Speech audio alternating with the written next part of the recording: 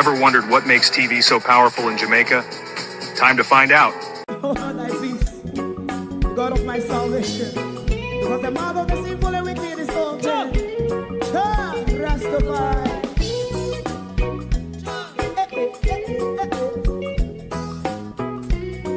Come with I. Rastaman throw one stone and it pick a bad feeling to all wicked men. Not a people there. Make a man throw one stone and it bring a bad feeling to all wicked men. Only when man like Marcus Garvey speak, wicked men would I hear. Hear not hear. Instead of that, they only sit aside and rub and cheat and not press the poor. Make up what I sing to you. Make a man throw one stone and they bring a bad feeling to all wicked men. Oh, what a plan. Make a man throw one stone and they bring a bad feeling to all wicked men. My favorite man, if Rasta make a progressive move, wicked men are red. How they want to see the day them can sell out Rasta and sell it out and sell out Babylon. They give man throw one stone and they bring a bad feeling to all wicked men. They give man throw one stone and it bring a bad feeling to all wicked men. If Rasta make a progressive move, wicked men are red. How they want to see the dead can sell out Rasta and sell out and sell out Babylon. Just stop on the Friday. You might throw a stone and it bring a bad feeling to all wicked men. Oh, what a black thing. You might throw a stone and it bring a bad feeling to all wicked men.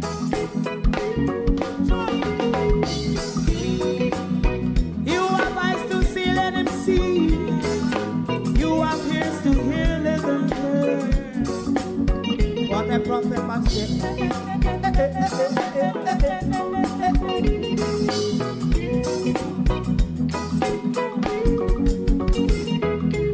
President Mandela was in prison for 20 odd years.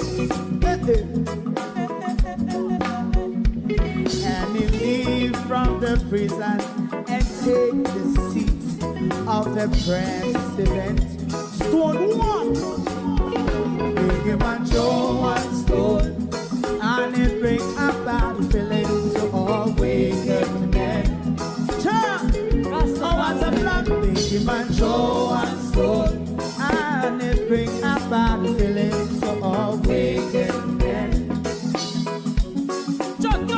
Rastaman throw one stone and it bring a bad feeling to all wicked men.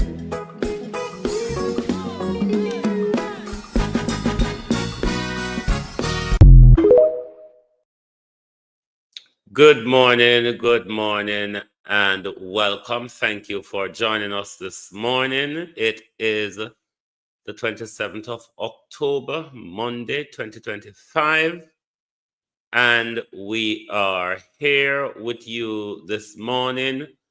We will be bringing you update on the progress of the storm, as well as we will address the Prime Minister on the issue of mandatory evacuation this morning. Have you contacted your family? Are you still hearing from your family? I myself, I have spoken to my brother and 3 cousins this morning. Not an awful lot. Some wind and rain is taking place in our neck of the wood. Not an awful lot going on yet so far.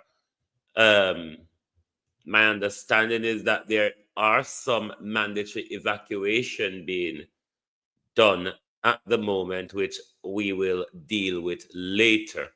But we first want to, morning everybody, morning, pardon my one good morning my roll call this morning, and accept one good morning from me, wherever you're watching from, on whichever platform. This is Global TV with our sister stations, Universal TV Group and Universal Media Group, all under the Global TV umbrella. Thank you for joining us.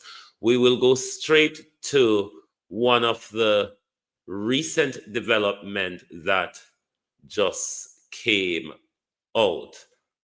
I need to switch the mood of this thing. The theater mood irritates me. Hold on. Yeah, that's the mood I want.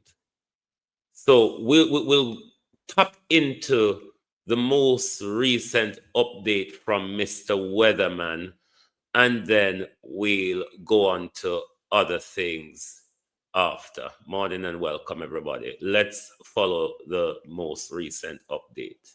It is Monday, October 27th, 2025. I'm meteorologist Brian Shields. Early in the morning, tracking this. I'll have continued updates for you throughout the day. If you subscribe, you'll get those updates first. You'll get those notifications. So thank you for being part of this weather community. All right, watching this. Here is Melissa. Now, what's happening overnight, what I've been watching, that westerly movement we've seen. And we talked about this several days ago, kind of waiting to see how far it goes west, when it makes that turn. So now I'm able to really fine tune even more of the impacts. I've put some down a little bit in our western zones, higher in our, down a little bit in our eastern zones, higher in some of our western zones. I want to break it down area by area. We're going to zoom right down into Jamaica in this video. We'll take a look down the road. I want to show you the impacts of the potential of a major hurricane in eastern Cuba, where we need to prepare for hurricane impacts in parts of the Bahamas, and watching the Turks and Caicos, and more rain pushing in to parts of Haiti. Now, it's still generally moving to the west, but if you put a line on this, it is starting to gain latitude. By that, I mean it's moving a little bit now more north than west as a whole. So it's starting to take its turn. Another sign we're starting to see it taking its turn as it's slowing down. It's moving to the west at 6 kilometers an hour, 3 miles per hour. So as they start to turn, they really slow, but it could move a little bit more to the west. But you almost see in that last frame. If you live in England and you're between 50 and 80, there's a chance you could get a just starting to take a hint of more of that northerly turn. But this core here, this white shading we're seeing here, that's where we have the catastrophic rain and, again, the winds that are going to be coming our way. All of Jamaica, we're going to see impacts. We're going to see significant impacts. That's why we've been making those preparations. Of course, the time frame for all of this has slowed a little bit, no doubt, because of how this has moved to the west. But there's a front up here. There's a front moving through the southeast United States. That is the one that is now starting to kind of impact this and make it turn. That's why there's reasoning for that. So it's not going to keep shooting off to the west, but at least temporarily a little bit to the west. But we're seeing signs of that curve now. And then eventually, as we work our way really into late today, it just gets worse. And then tonight, it moves in with a landfall late tonight, early tomorrow, right into Jamaica. I'll zoom down for us in that. And then it will be lifting its way tomorrow night into eastern Cuba, right up through Guantanamo Bay, and then lifting its way up. Could be close to Long Island, a little bit more Crooked Island, watching the Bahamas carefully. We'll talk about the winds in the Turks and Caicos, and of course, the additional rain, especially for the peninsula of Haiti. I'll cover all of that. I'm doing my best not to leave anyone out, to answer all of your questions in these videos. So again, thank you for being a part of this channel. Now, as we look at what's going on right now, of course, the red, we have the hurricane warnings out. It is a Category 5 hurricane. hurricane at this point. It'll fluctuate. Category 5 hurricanes, sometimes the eye kind of collapses and then rebuilds. They're kind of breathing. They're so big. They're so strong that they have fluctuations. It will make landfall as a Category 4, Category 5. Winds right now 160 miles per hour or 260 kilometers an hour. Right in the core of this, the pressure has dropped. Again, yesterday, the pressure was, I'm just trying to remember, I did a lot of videos. It was 946 at one point, went down to 941. When pressure drops, all you need to know is it's strengthening. The pressure this morning is down to 917. That is alarming, and that's why this is now a Category 5 hurricane. It is sitting 205 kilometers to the south-southwest of Kingston or 130 miles to the south-southwest of Kingston at this point. All right, taking a look at the winds, and with this, we need to shelter in place throughout the day. Again, we're not going to have, this is 11 this morning, you know me, I always keep it in perspective. We're not going to have a lot of wind in our northern sections. We're still in that pattern where some of us are saying, hey, what storm? Where is this thing? Well, here it is, and it will start to come as we hit about midday today. You see some of the winds that will start to clip our southern coast of about 70 miles per hour. I have 70 miles, or I have miles per hour and kilometers an hour on your screen to give you a good feel. But here is the core of it right here. So the southern coast first, we get the impacts, and then we start to see it really working in for tonight. This is overnight tonight. You can see by the time we hit 2 in the morning, this is where the dangerous core of this is going to be, anywhere really right in through here. And here's the center of this. It looks like it'll try to make landfall tomorrow morning, 4, 5, 6, 7 o'clock, Black River, Treasure Beach, somewhere in there. And that means the core of this is sitting here. Kingston, I still have some question marks. I want to talk about that. Kingston off toward the east. I'm going to highlight that. But here's the center of this thing. Dangerous winds. You see some of these yellows popping up here. There will be some greens. This model's not kind of feeling that it is a Category 5. I don't just look at the models. The model's a little bit underdone. The winds are going to be even stronger. We know that. We see that now on the satellite.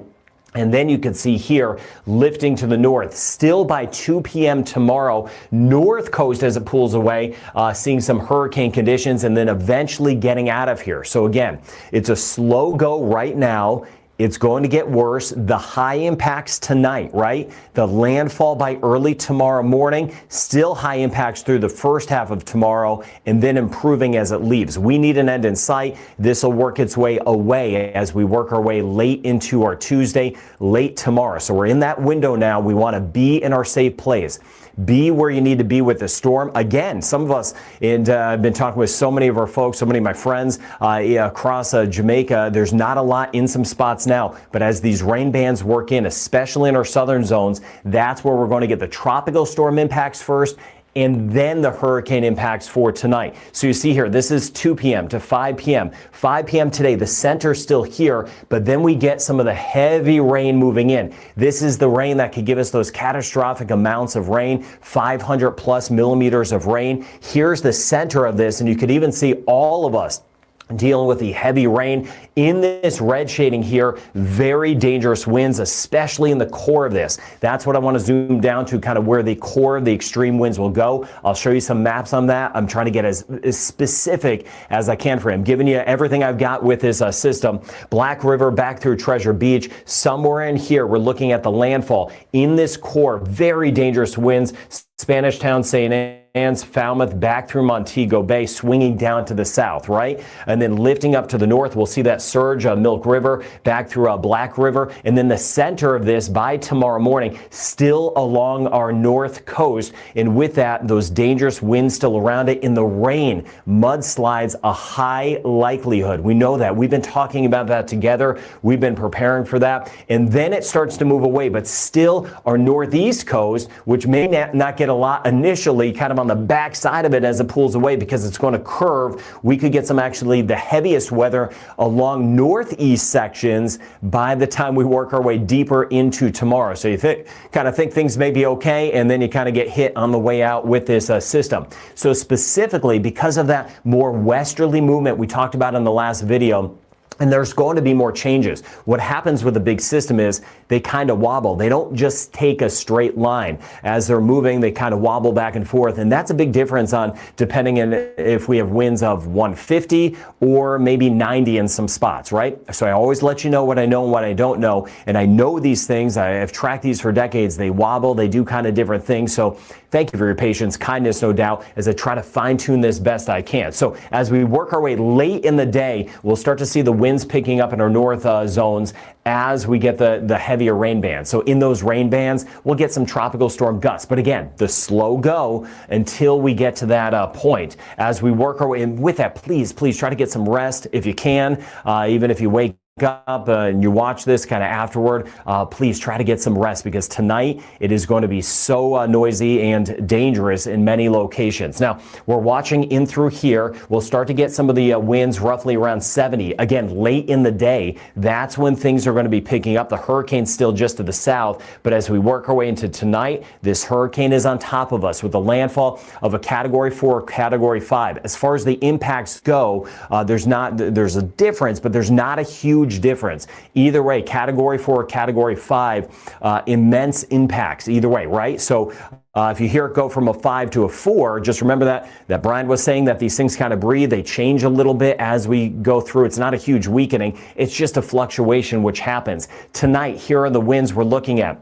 As this pulls on shore, right around 150 mile per hour winds, looking Mandeville back through Treasure Beach, back through Black River. As this moves in, we swing into our extreme western sections, including Montego Bay. We're going to have some of the winds that could be as high as 125 miles per hour. Especially, again, it's starting to hint at that turn, but if it keeps moving a little bit more west, these winds may even be a little bit higher from Montego Bay. If it starts to make that turn a little bit sooner, again, starting now, the winds may be a little bit less, and you could see these changes that are really hard to kind of capture, but doing what I can for you. Now, as we work our way forward into our eastern sections, now with that, Kingston is tricky because I'm really waiting on the turn. Winds may be, we're going to have some hurricane winds in Kingston, right? But with that said, if this is a little bit more to the west, they may not be as high as 110. They could be a little bit lower. But either way, hurricane impacts are coming. Just depends on the wobble. As this thing comes in, if it gets a little wobble, say over toward Mandeville, that would give us winds of 110. If it's a little bit more toward Black River, the winds may be 70 to about 90 miles per hour. So trust your judgment. So thank you for understanding that as these things kind of wobble as they work in. That's the same thing for our northeast coast as this kind of swings around. But you see what we're dealing with for tonight into early tomorrow. All of us, the hurricane impacts, of course, right where this goes, that's where they're going to be worse. So really trying to fine tune this close to Mandeville, Treasure Beach, Black River, up through Falmouth and St. Anne's on the edge of Montego Bay. As this Category 5 or 4 works in, these are the gusts. And in this zone, which right now does not include Spanish Town or Kingston, in this zone here, those are the extreme winds. We'll have tropical storm and hurricane winds elsewhere, of course, but in this, we could have some gusts of about 170 miles per hour right along the coast, right in through here along the coast. Then, of course, as it hits the mountains. Now, the mountains, we're actually going to start to get the winds, since we're up higher, we're going to start to get the winds sooner throughout the day. So to give you a heads up, the winds in the mudslide threat, if you're up in the mountains, that actually starts sooner. Again, elevation does matter. And then as this moves in, even as we swing into northern sections, right in this zone here, some of the winds could gust as high as about 120 to about 130. Severe structure damage, power loss for weeks, and isolation of communities. I don't mean that to be scary. I mean that really, you know about this. We've been talking about this together, maybe your family members outside of Jamaica. Communication will be cut off, and again, we could lose power in some spots for weeks, if not or even longer in some locations. But this is the zone of high concern right through here. Then what happens next, and I'll expand everything out, the winds, the rain in just a moment. This will work its way into eastern Cuba as we work our way into tomorrow night, right? The center could pull right over Guantanamo Bay with winds 100 to 110 miles per hour. It'll be a little bit weaker because it'll pass over over Jamaica, but with that still right around major hurricane status, Category 2, Category 3 hurricane, Category 3 and higher. That's a major hurricane. And then it will move into the southeastern Bahamas, not the northern Bahamas. Northern Bahamas dealing with a front, another system coming out of the U.S. So this is not coming to Freeport or New Providence, but really watching anywhere from Long Island south. Some of the winds could be near 100 miles per hour, 160 kilometers an hour. Turks and Caicos, we're going to be on the edge of hurricane conditions. We're making the preps in case winds of about 60 miles per hour or 96 kilometers an hour. That's what I'm seeing as of now. And just like I'm doing for Jamaica, I'll adjust these numbers as we go forward because there's going to be changes. That's just the reality of this as this moves in. But a lot has held, right? The dangerous hurricane impacts coming to Jamaica, the dangerous rain coming. Look at these rain totals. Still some additional spots could get over 300 millimeters of rain in parts of Haiti. So it's still going to be coming down in the peninsula of Haiti. I've been talking with some folks on the ground over toward Jacmel. And again, the winds are also going to pick up as this works its way into Jamaica. Jamaica, we're going to have those totals 500 to about 750 millimeters of rain. You see the scale on the right-hand side of your screen. That would lend itself to about 20 to 30 inches. High rain amounts for eastern Cuba, but they're going to be lesser as we get up into here because it's going to move faster. This sucker is just hanging out south of Jamaica now, very slowly moving in. But as it lifts to the north, it will eventually speed up, and that keeps some of the rain totals down. But you see kind of a broad brush across much of Jamaica, even Kingston, for example. Even if our winds they're going to be strong, we know that. But even if they're not epically strong or whatever word you want to use, not only are we going to have strong winds, but we're going to have that rain. Even if the center's over here, we get that onshore flow, and all of that rain just continues to pile up. And days ago, we had some rain, and that wasn't even, or some flooding, and that wasn't even with Melissa. So upwards of 750 millimeters of rain possible. If we don't get that, we'll have some totals that may get around 250, but it looks like everyone about 250 and higher. That's going to lead to some record rain amounts with this. And again, the dangerous mudslides, which can cut off communities because that will could kind of wash away some roads in some spots. And then you see as we lift to the north, the rain total is not quite as high, and we'll see exactly where this core goes. There's the additional rain, over 200, maybe 300 millimeters of rain back toward the south coast of Haiti and parts of the southwest coast of the Dominican Republic. I've been watching the Dominican Republic. Now, as far as the surge goes, again, one of the changes we've had is more of that westerly track. So we're still waiting on that bigger turn, which will happen, but it's a matter of just kind of waiting and seeing at this point together. And that's what we'll track together. But that means the surge impacts, even as you get over toward Westmoreland, back through Black River on the higher side, swinging all the way back through. We're going to still have a significant surge over toward Kingston, but more so in this sector here. Very concerned about Treasure Beach. If you're around that, if you're a little bit off toward the east, a little bit off toward the west, that surge is the abnormal rise in the water. And then you have the waves on top of that, which I'll show you later in this video. 2.5 to 4 meters, 9 to 13 feet. I've raised it over toward Montego Bay. Even as this moves away toward St. Anne on the back side of it, we're going to see the heavier winds kind of pulling in. So we're looking at 1 to 1.5 meters over toward Montego Bay, 3 to about 5 feet. Northeast sections, we're looking at about up to a meter, about 1 to 3 feet to kind of give you a feel of the abnormal rise in the water. Storm surge is deadly, so we need to be out of the way from that. That's something we've been talking about for days and days. Of course, we're in action mode. Now, I put Long Island in action mode just because, again, just to see if this is going to be a later turn. Say this keeps going west a little bit longer today, that means it would be more of a track up here. If it starts to turn now, that would be more toward Crooked Island. So Long Island south, we should be making those hurricane preparations, right? Even in the Turks and Caicos, because if this makes if it starts to turn over the next couple hours, it could be a little bit closer, but we're making those hurricane preparations, and a lot of us are about to lose power if we haven't done so already. So I really appreciate you getting this information out out because this could be the last time somebody sees this video before the system moves in. I want to express what I'm seeing now. And again, I've been highlighting some of the changes that we could see, some of the uncertainty in eastern Jamaica, for example, some of the uncertainty around Kingston, some of the higher winds around Montego Bay, the potential landfall in Treasure Beach. Let's really get this information out. And again, we'll have some changes as we go forward, but that's what we'll be tracking. Then down the road, watching Bermuda, but all of the models, even the Canadian model is far to the, it's kind of the western model. That even takes it pretty much right over the extreme western sections of Jamaica. And you see here how it's going to make that turn. Systems do turn. If you look at historical systems, they take crazy turns. Sometimes they wobble.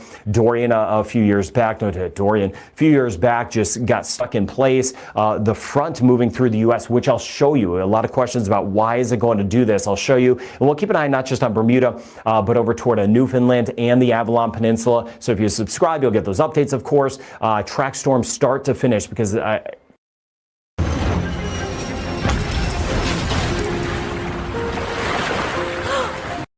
I don't want to leave anyone hanging. That's what we do together on this channel. So Category 4, Category 5, we know that. And then it will run into the Blue Mountains. It'll weaken a little bit, but still, as we get into 36 and 48 hours out, we're still looking at about a major hurricane, Category 3, running into eastern Cuba. As you let your friends and family in Cuba know about this, again, it's not western sections. It's not central sections. It's extreme eastern sections of Cuba where this is going. Messaging, of course, very important because I like to let you know, of course, where a storm's going, but also where it is not. It is such a high anxiety time, as I don't need to tell you about that, as we well know. So here it is. Here's the core of this, just expanding out the view, and I want to show you the winds as well, and then the really wide view, including parts of the U.S. with that system that is helping to turn this, and over toward Canada. Here's the center of this. Again, that heavy rain moving in out ahead of it, so you'll know throughout the day, even if we have those times this morning, a big time system is moving in, and then tonight it really starts to move in. South coast first, the hurricane conditions, and then it moves in overnight. We'll have that landfall overnight around roughly 5 in the morning, give or take a couple hours, right near Treasure Beach, watching a Black River. The extreme conditions with us, that's what I was zooming down to. A few question marks with the, not with the rain, but with some of the winds in our eastern zones. Should be a little bit less than what I had a couple days ago, and then a little bit more in our western sections. And then you can see it here, still sitting almost on top of us late in the morning, tomorrow morning, and then just to the north, there's the heavier weather. But then we get the heavier weather late in the day, starting to work into eastern Cuba. Meanwhile, Haiti and the Dominican Republic, as this goes up and around, just bands of rain move in. That's why we still have that life-threatening situation. You can see the bands of rain there. And then by tomorrow night, the landfall, there's Guantanamo Bay moving right in. Again, extreme eastern sections of Cuba, and then it's going to lift to the north, watching Long Island over toward Crooked Island. We'll start to get the rain working in tomorrow night, and then early on Wednesday, moving into the southern Bahamas near the Turks and Caicos. You can see it right here, southeastern Bahamas, especially near Crooked Island in south. We're making the preps Long Island in south. Turks and Caicos, there is a chance more of this could stay just to the north. We'll just kind of have to wait and see, but we're not taking chances, right? We want to be prepared, so we're making those preparations. Long Island south, back through the Turks and Caicos. Now you can see the winds here.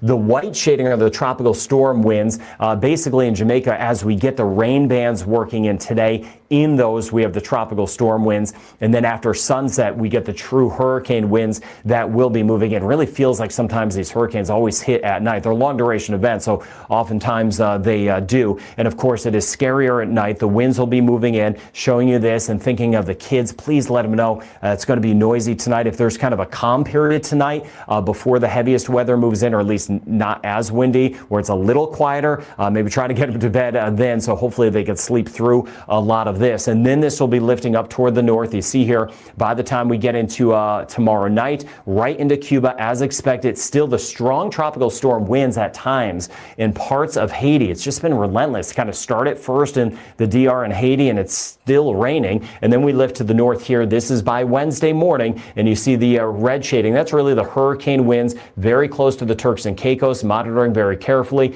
Crooked Island, watching Long Island, just because if this does move to the west a little bit more, could run into Long Island and then trying to lift into the Atlantic as we get deeper into Wednesday. I want to show you the wide view in just a second. So Jamaica, the worst weather of all of this arrives tonight, but some of the flooding really starts. Mudslides will be starting in spots today. Again, higher terrain first with the rain and some of the wind that we're going to see and along the southern coast. So please seek your safe spot. It's going to be a long go. It'll be an incredibly long night. We know. Trying to give you the good news as far as the end in sight as we get deeper into tomorrow. But in between now and then, that is when the worst weather's moving in. Record floods, record rain amounts, and of course those extreme winds. Communication cut off. We'll have some isolation of communities, and that is something I'll be trying to spread some of that information, exactly what's going on after the storm as well. Here are the wave heights, and then I'll show you everything going on to the north. Of course, we talked about the surge, which is deadly. If you're in one of those zones where that surge moves in, that's the ocean coming in. You have the waves on top of it. You can see meters here, feet on the right-hand side of your screen. Here's that system coming off the southeast U.S. Right here. So some high seas. This is not related to Melissa. This is Melissa here, and you see those seas that will work in. This here is by Wednesday, the very dangerous seas. Of course, a hurricane's moving into the southeastern Bahamas by the time we get into Wednesday, and then eventually this area will be shooting its way out into the Atlantic, and we'll see just how close this gets to Bermuda down the road. It won't be in the same form as it gets to Bermuda, but it could be a kind of a fast-moving hurricane. Conditions will be a possibility. Here is that. Now, I wanted to show you why this thing is turning. It's this system here. I mentioned, I think a week ago, you could go back and look at my videos, that these fronts would be key moving by. It is this one here that's going to bring that rain to Bermuda, at least initially, parts of the U.S. as well. This one grabs it. It gives it an alleyway to kind of lift and get tied into it. And then a second front here kind of gives it its final kick. So it's these fronts. And that's why the forecast is tricky. In autumn, deep into autumn, we're dealing with all these fronts up here, which we don't have to deal with really in the summertime. It's a little bit easier in the summertime sometimes with the forecast, but you see these fronts kind of pulling it in. As we work our way into Thursday night, that's when it will be close to Bermuda. Some of the models, including the Google DeepMind, have it just off into Bermuda or just off toward the south. We'll see how this all shakes out if this kind of works its way in, and then I'll keep an eye on the Atlantic region of Canada. That is a bit down the road. So again, a hurricane coming to Jamaica. I showed you some of the changes. I'll let you know about some of the uncertainties with some of the winds. We know about the rain. We need to shelter in place. So whatever this does, hopefully, I really hope at times we get some good breaks. Maybe, I don't know what could happen, but maybe it has that eye wall fluctuation right before making landfall. It goes down a little bit. We'll see together at this point, but we have no choice. This is a Category 5 hurricane sitting on our doorstep, and we're starting to see it gain latitude, starting to lift up to the north now. Cayman Islands, it looks like almost all of this will be staying off toward the east. We're not even in monitor mode at this point. Trinidad and Tobago, isolated shower storm. We're looking at a very isolated chance from Barbados back through St. Lucia, rain chance running at 20%. All islands, no doubt, are thinking of Jamaica locations down the road. You see that in the comments section. Grenada, back through St. Vincent, the Grenadines, rain chance 20, maybe 30%. Isolated passing shower. Martinique, we'll do that again. Dominica, as we go throughout the day, back through Guadeloupe, rain chance will be holding at 30% by the time we get into the middle of the week. Antigua, Barbuda, rain chance on the low side, 20 to 30% chance. St. Kitts and Nevis and Montserrat, 30% chance today.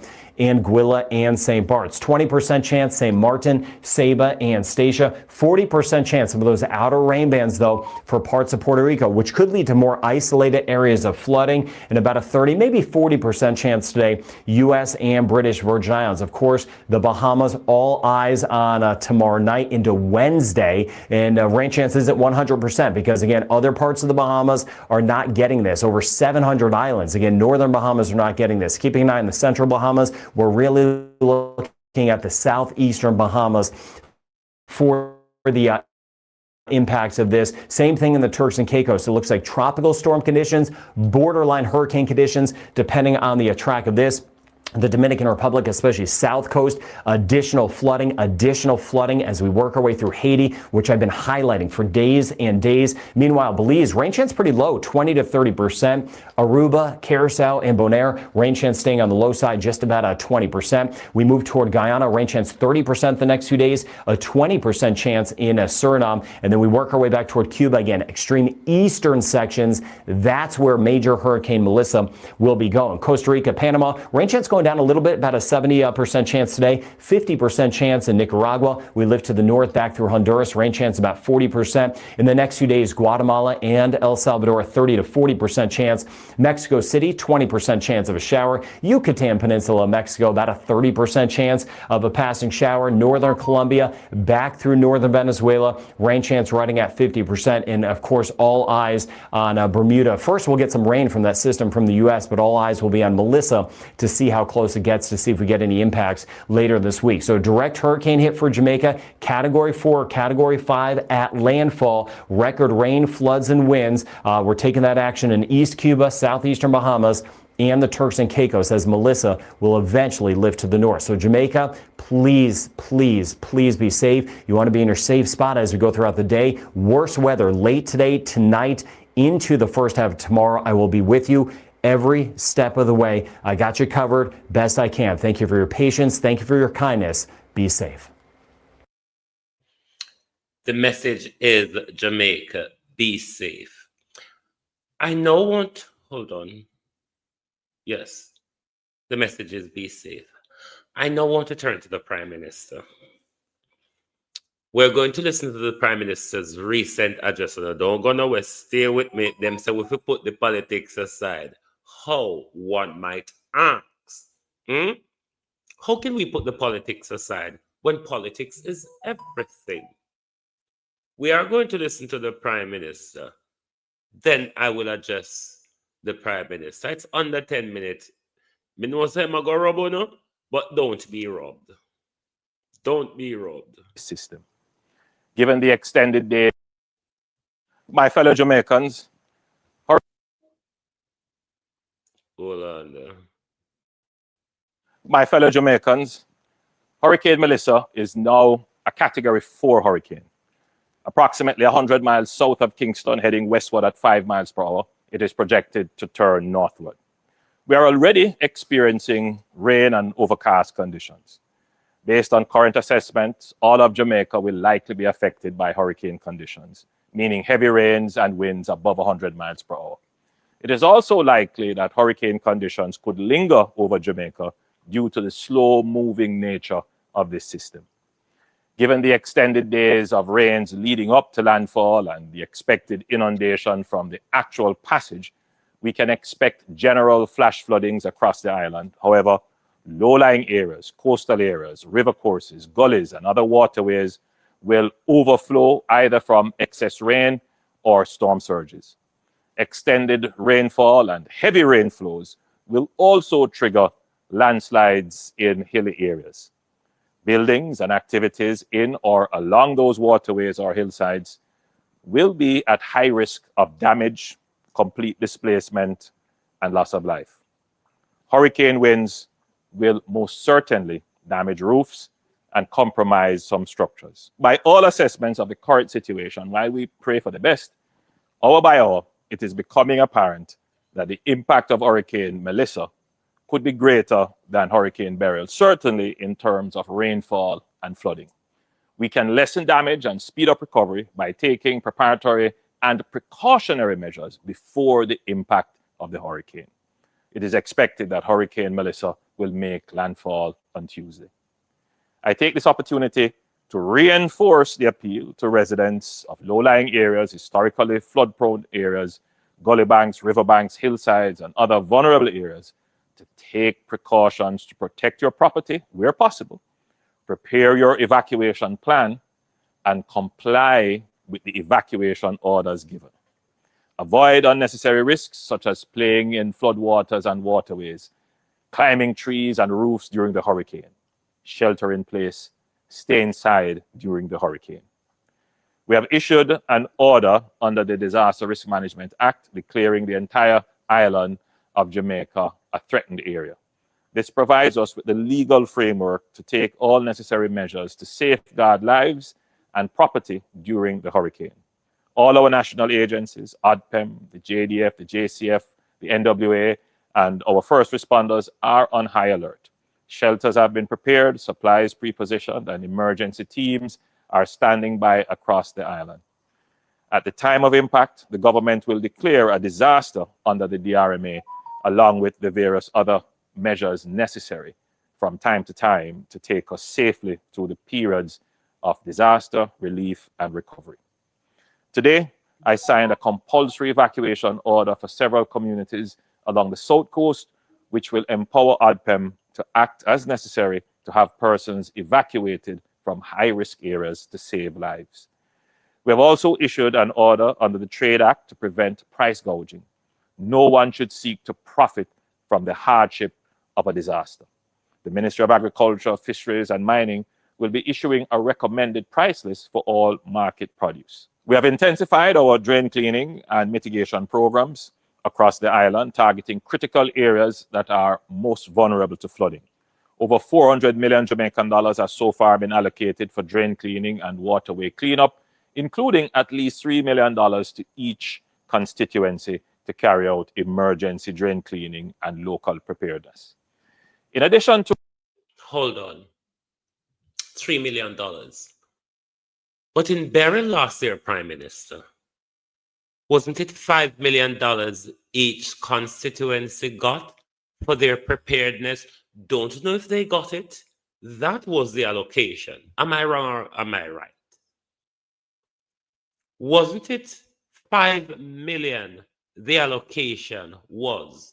Cost of living, Prime Minister, has gone up, but the allocation has gone down by $2 million per constituency, if I remember, as compared to Beryl. Continue to talk. To preparing the country for the impact of the hurricane, we are also taking steps to position ourselves for the recovery following impact. The security forces will ensure there is no break in public order during and after the hurricane. We will take all steps under the law to protect life and property from looting and other antisocial behavior. We urge all citizens to maintain the peace, observe the laws and various orders that may be issued, and act wisely in limiting movement and gatherings to what is necessary. Your government has built out a comprehensive multi-layered disaster risk financing framework to ensure that we can respond quickly and effectively. We have the National Natural Disaster Risk Fund and the Contingency Fund, which we will use to start the relief and recovery process. Beyond these, there are additional layers of insurance protection that are triggered once specific impact thresholds are met, along with contingent credit facilities. The NWA, JDF, NSWMA, local governments, and our utilities are all prepared to reopen roads, restore access. I see, even talking about money, you're still failing to say anything about the $2.5 million from the United Nations this year. I wonder what happened to that money, or if it gets subsumed into other monies that you're talking about. You will subsume things, you know. Talk. And reinstate service to ensure a quick recovery. The Ministry of Labour and Social Security, supported by the JDF, is fully prepared to lead the humanitarian relief effort and the data gathering for damage assessment. Please play your part in having your identification and other documentation ready if you have to apply or register for relief. The Ministry of Agriculture is ready to offer support to our farmers and fishers to ensure that they are back out in the field as soon as possible. The Ministry of Health is making plans for major mosquito and other vector control initiatives immediately after the hurricane to avoid... Maybe the UN money get mixed up. You know how Gillette chicken money did get mixed up with RADA chicken money? Maybe the UN money get mixed up in a somebody money, Prime Minister. Talk out of your dainty mouth. Government, whether you're AI or somebody, right now we don't even know what we are dealing with. Outbreaks of diseases, especially dengue. I want to take this moment to recognize our frontline workers, our healthcare professionals, police officers, soldiers, firefighters, utility crews, and all essential personnel who will be out there risking their lives to protect ours and to serve us. With proper preparation, discipline, and care for one another, we will come through this safely, as we have done so many times before. And let us remember, it is in times like these that Jamaica's true character shines through. Reach out to your neighbor, check on the elderly, check on persons with disabilities, and anyone who may need help. That is who we are, a people who live by the principle, each one help one. While we must prepare for the worst, let us also pray for the best. In every adversity, we have found strength, not only in our resilience, but in the power of prayer.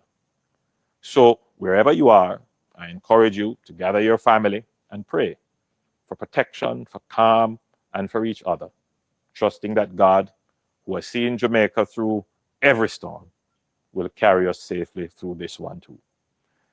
My Jamaican family, we will weather this storm, and when the sky is clear, we will come together to restore and build stronger, prouder, and more resilient than before.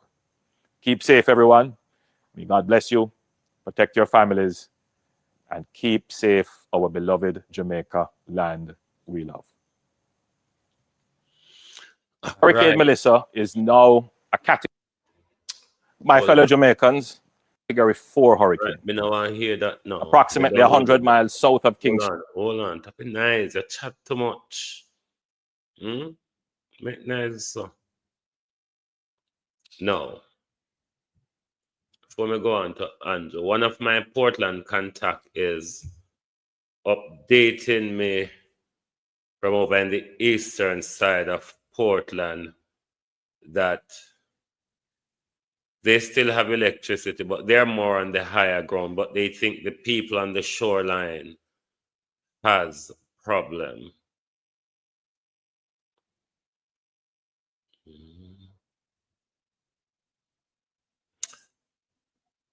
Mandatory evacuation.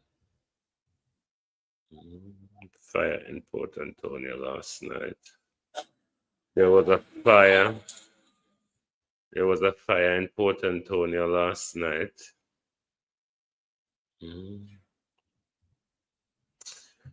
How do everybody? How do? Anybody from Jamaica dep on the line here? Are you hearing from your family in Jamaica? I have communicated with a few of my family this morning, but you know, as the day progresses, things can turn. This government is talking like it's scared. But for about 10 days now, and the closer we get to the storm, we are getting the information of the potential dangers that comes with the storm. We knew or were told by Friday, Saturday, that this storm will likely to walk over Jamaica. When the government came to the podium on Saturday, Minister Mackenzie, you know the Auntie Angela, said he was going to write to Auntie Alberta, the Prime Minister, to enforce a mandatory evacuation order for high-risk areas.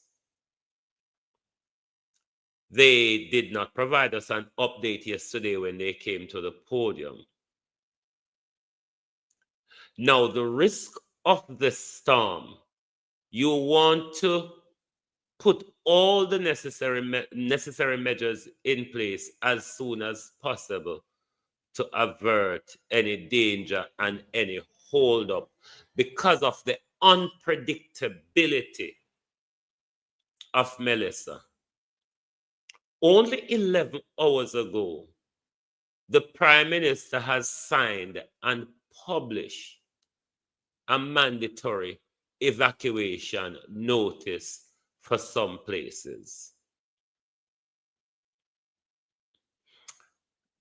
Personally, it is something I supported the government on. I think, though, the government did it too late, because if,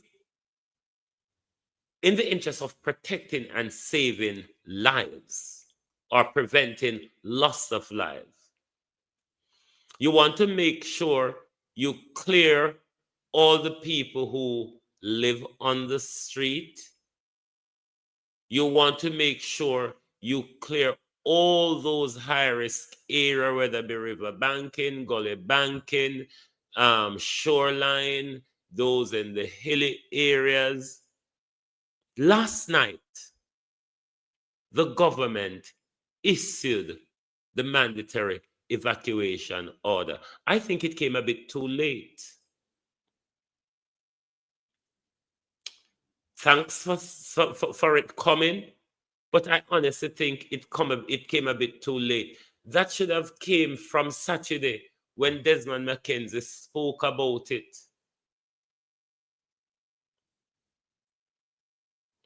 But the funding, Prime Minister, that is one of the things a lot of us are concerned about. How you all are not so big and talking about funding.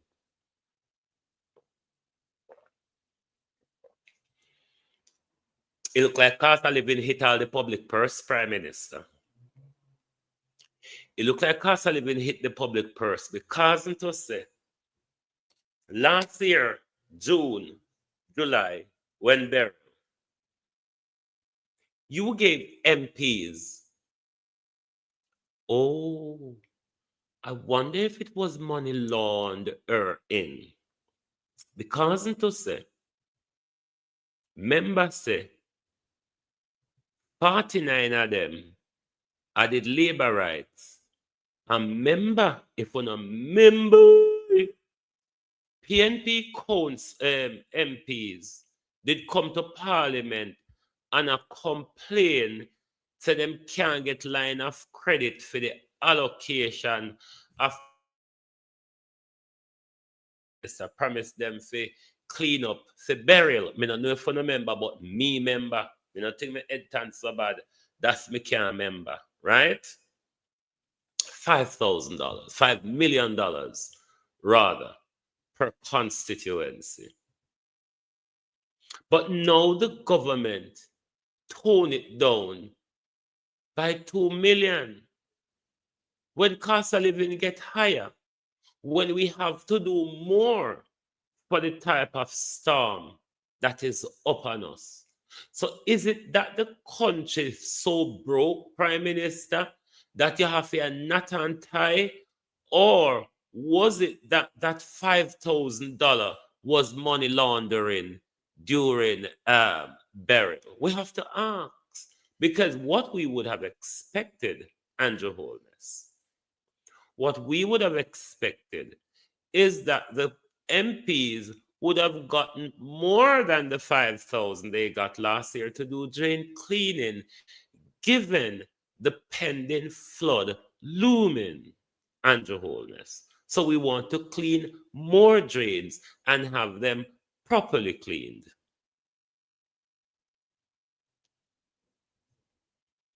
So I'm confused by that part. Well, when things gone up more, everything raised up, but the funding, what we look after we, gone down. What happened to the money? Because the economy is so good. We never have a borrow and so on. A lot of the funds donated to us for burial weren't used up. So where is all this money?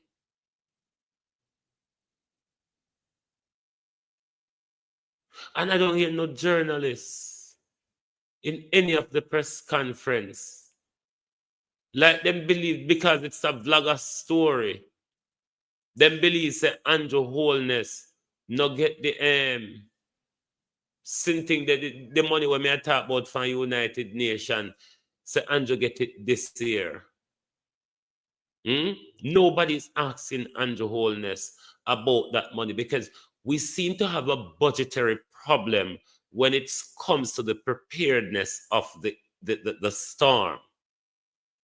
And if there's a budgetary problem, it's going to swing over into the recovery, which is going to make the recovery even more staggered. So we want to know. The government don't have to wait on the assessment to tell we the source of money.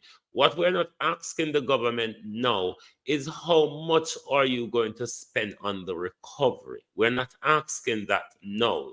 It's a bit too early to ask that. But what we can ask the government,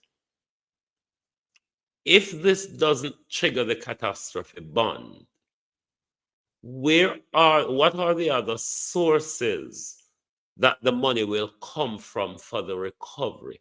Will the 2.5 million from the United Nations be a part of it? Uno still not be honest with us.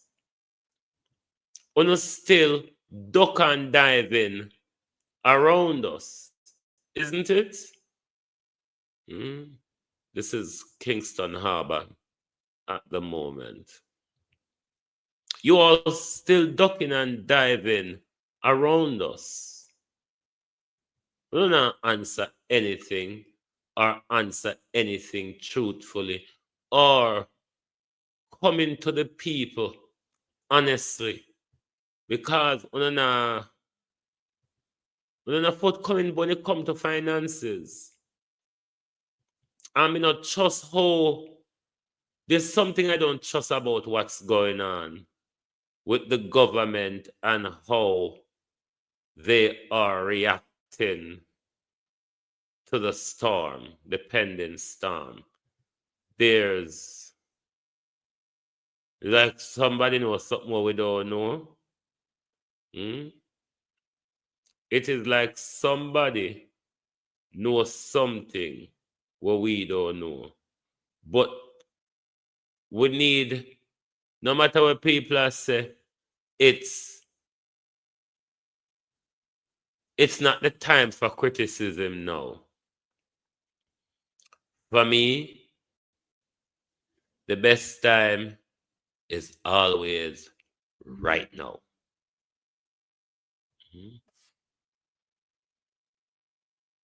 Hold on there. Management ODPEM, and in accordance with powers under Section 26(2)(c) of the Disaster Risk Management Act, has issued the Disaster Risk Management Hurricane Melissa Evacuation Order 2025.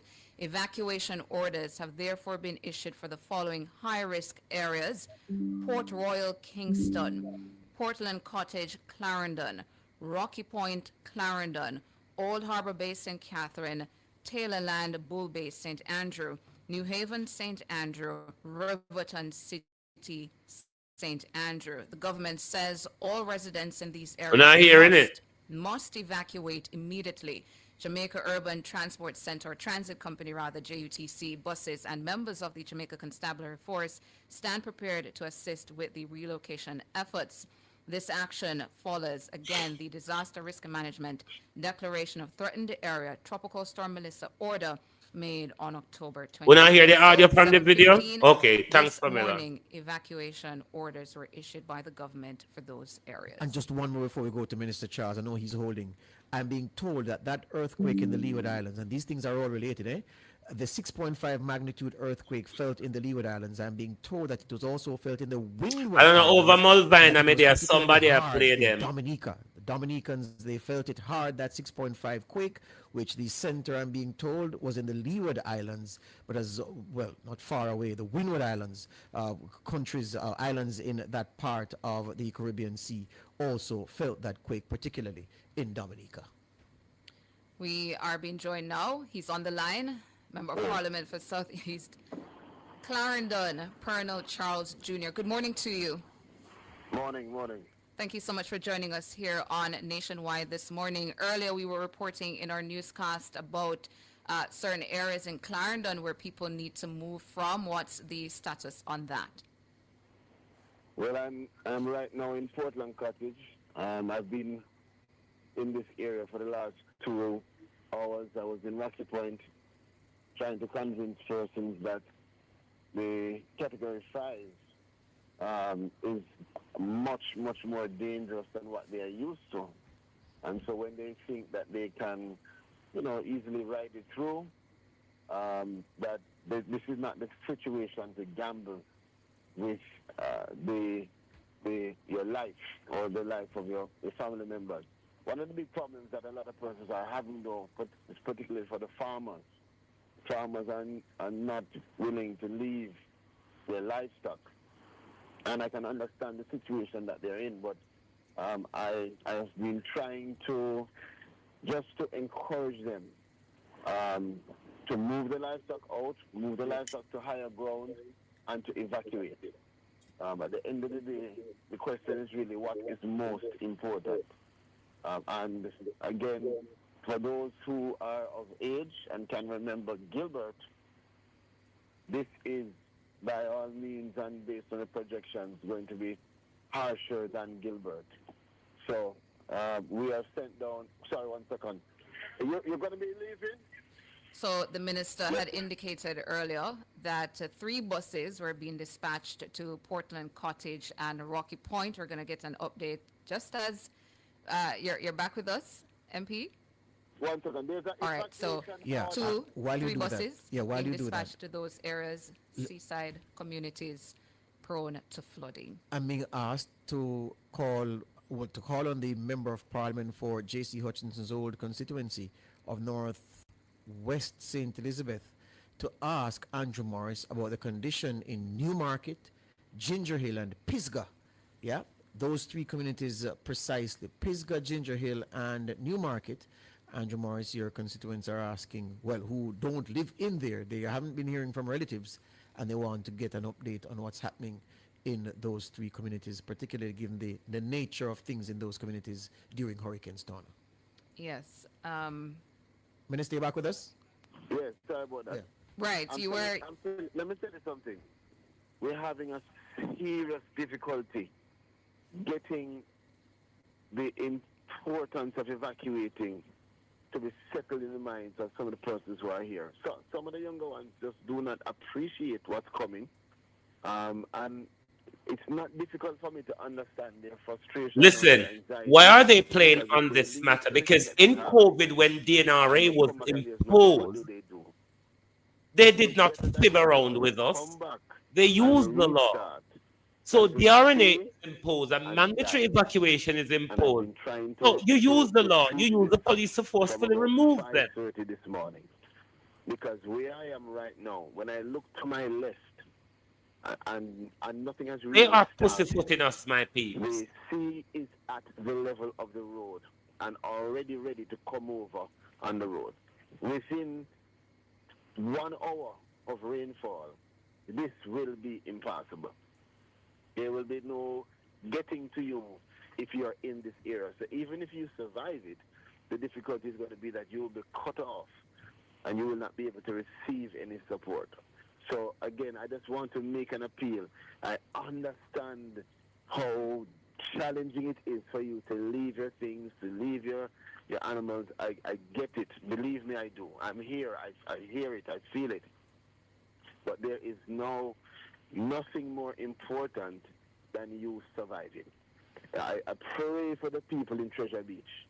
I mean, between St. Elizabeth, Manchester, and Clarendon, we have had it in the last year, right?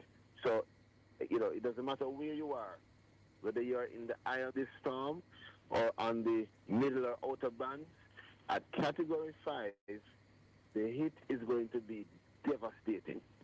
So, please, again, Portland Cottage, if there's anybody listening, as I said to the group of more than 20 people that I just saw here, an evacuation order means that it is no longer your decision. It means that the government has stepped in and said, this area is under such high risk that you must leave the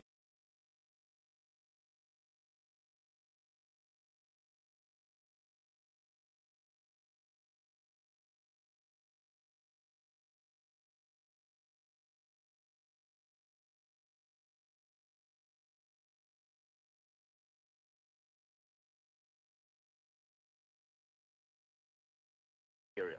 And we're providing support, but at some point, those drivers will have to go home. And that's what I was going to ask. What's the cutoff time for the Well, units? right now, I can't tell you what the cutoff time is, but I can tell you, when the JUTC driver that I just left, going into Rocky Point, these drivers are heroes. Hold on. Did you not hear Andrew Holness call it a category 4 when the big category 5 right in front of him? I never hear that. The conflicting information. Andrew Holness said the storm reached Jamaica Tuesday morning. When you don't hear the reputable weatherman, them said the storm reached tonight, later this evening tonight. The government uses its DNA powers to use the law effectively against us in COVID. He must do the same thing in this disaster to protect lives. Flight Green down at St. Elizabeth in my community enforce mandatory evacuation. It must be done in these areas where the risks are high. But what the government must not do is pussyfoot around, which I think they are doing now. Use the law effectively, but not abusively. Because, like me, they also have family. And where are they? They have been out here from yesterday, just trying their best. And they said to me, if they have to come one more time, they will come. But at some point, they too are going to have to batten down.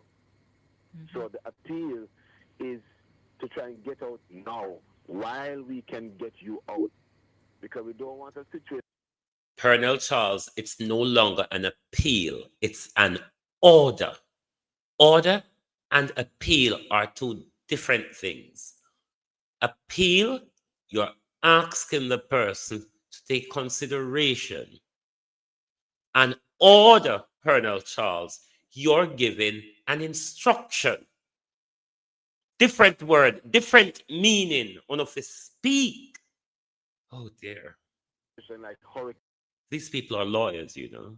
Hurricane Ivan, right exactly where I am right now, in Portland Cottage Main Street.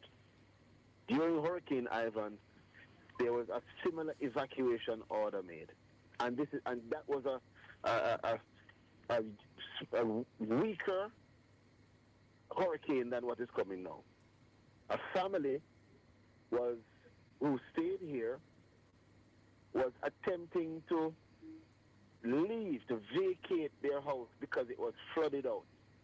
And in that attempt, every single one of them perished. Mm. We do not want a repeat of these situations. It is not. That's why, Pernell, I support the government mandatory evacuation order. The government must use the military and the police to carry out the order effectively. What we don't want is the country declaring mourning Thursday or Friday morning. We do not want that, and we will blame you all for it because we don't have enough time to put the measures in place to prevent any pending loss of lives. Not the time to take any chances or to gamble. And again, if you're listening to me and you're in the area, it is not my effort to make you scared. It is my effort to make you be informed so you can take action now. Because the reality is we are going to lose some houses. We will have a lot of damage. We may lose some animals. We don't want to lose your life. I'm trying to make some calls to my team in Kingston because another one of the problems we're having is to make sure that the resources we have are also safe. So we're working with the JDF to move some of the things from our warehouse because that warehouse,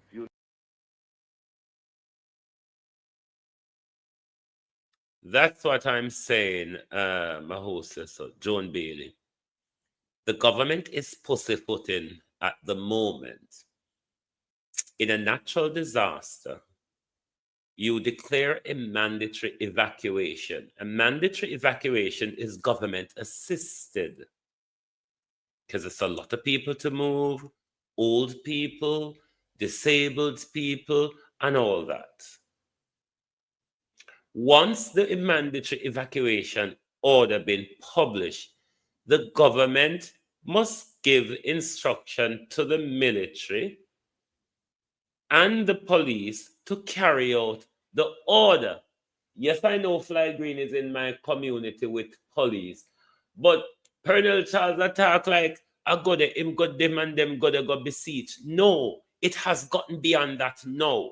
Once the mandatory evacuation order is in place, it's no longer beseeching. You refuse at the risk of arrest. Simple. It doesn't go further. You refuse leaving the area at the risk of arrest.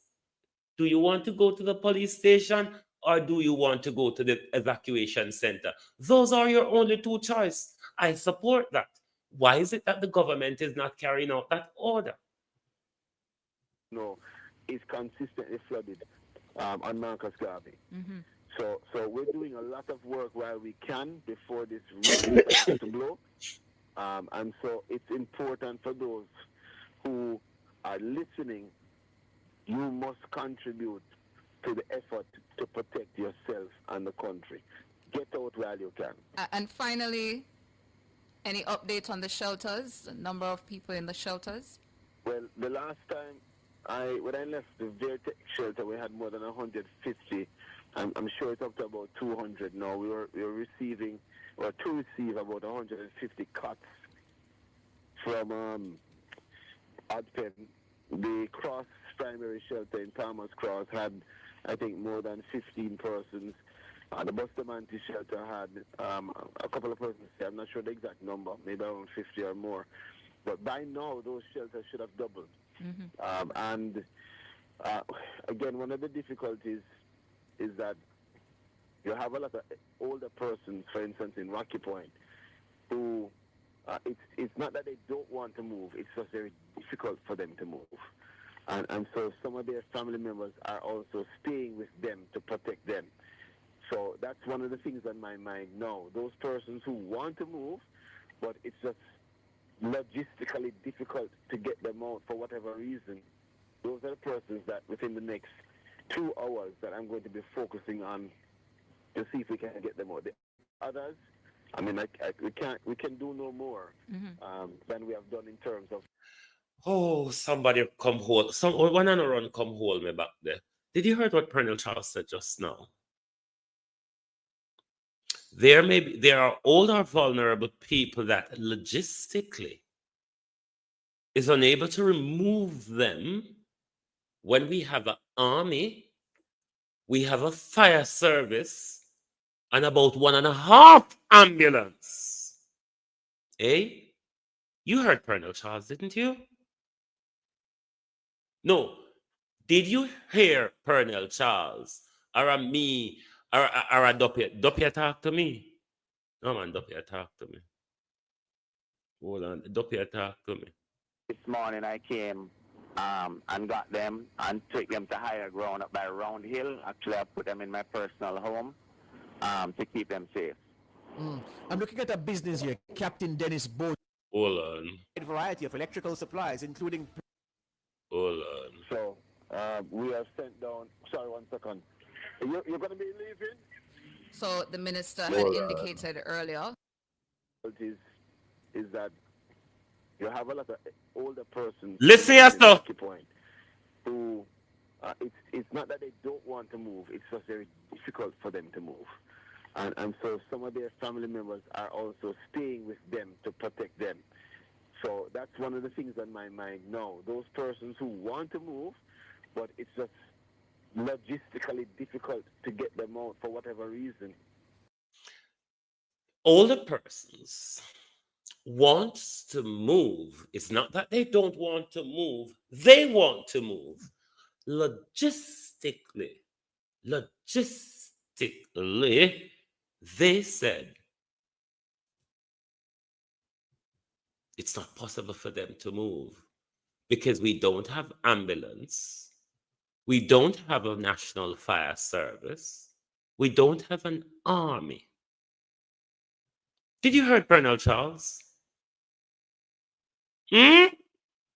Old people, old vulnerable people. Did you hear Colonel Charles? Or fuck myself right there now. Old people will be left to perish because the government, our government, doesn't have the capability to move old people out of danger.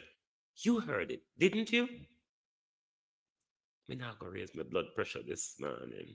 Those are the persons that within the next 2 hours that I'm going to be focusing on to see if we can get them out. The others, I mean, we can do no more than we have done in terms of forcing the persons. A lot of the persons here are fisher folk. They know what the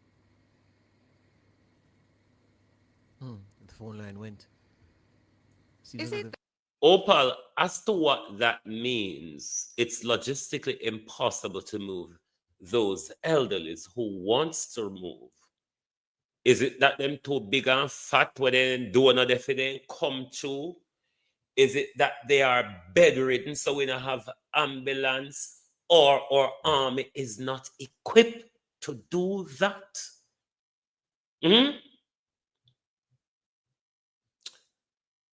Aren't you confused?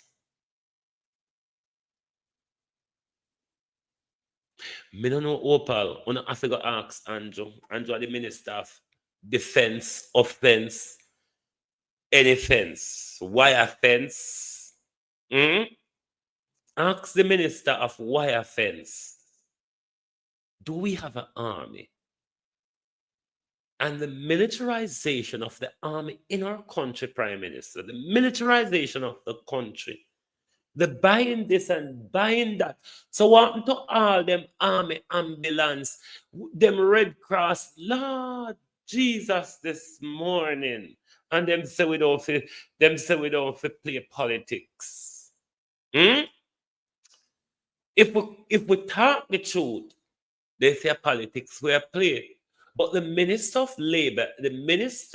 of Labor and Social Security just told you that there are elderlies that wants to evacuate from a danger zone, but it's logistically, the government doesn't have the capacity to remove them to a place of safety, is what the minister says.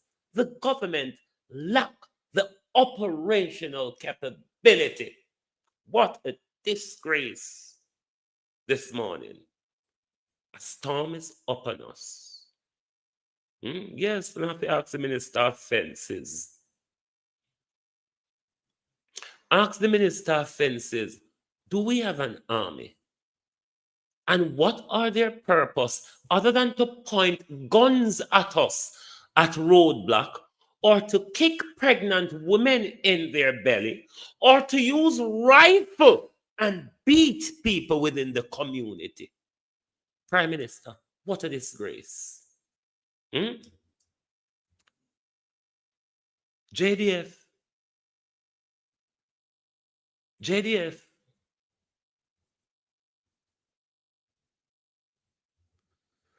Lord Jesus. Me know we not have ambulance, you know. That's why I don't hear me not talk much about ambulance. Because we know we not have it. I mean, I go call upon what we not have, because we say we will have 1.5.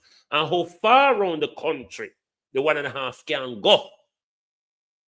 Is how far it reach. But I'm speaking of our army, who are always pointing gun at us.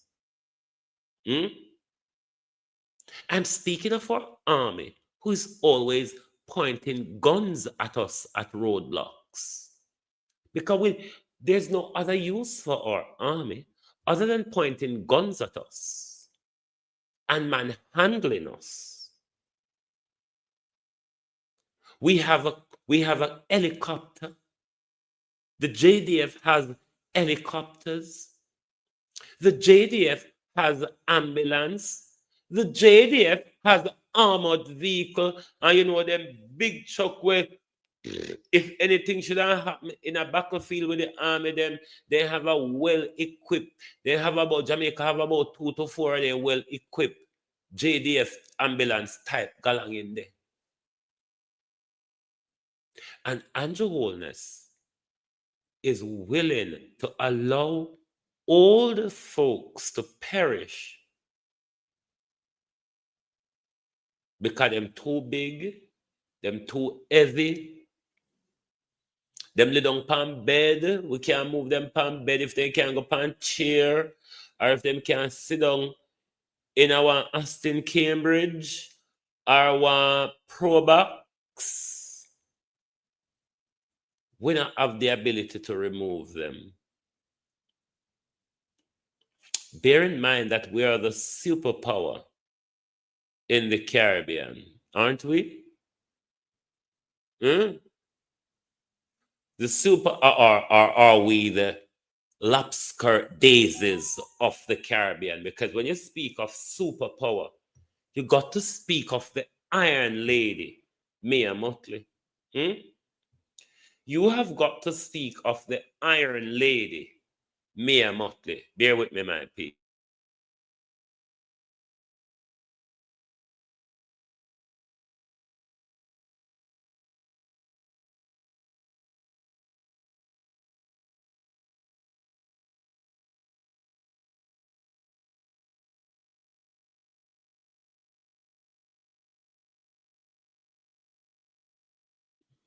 Well, my brother is saying the wind is stepping up in Southwest St. Elizabeth in parity at the moment because everything tree, light wire, everything just a walk and dance all over the place. So Jamaica people, be careful. It is hard and sad to say, but for most of the way, we're going to depend we own. The sunlight is right into my camera. For most of the way, we're going to depend we own.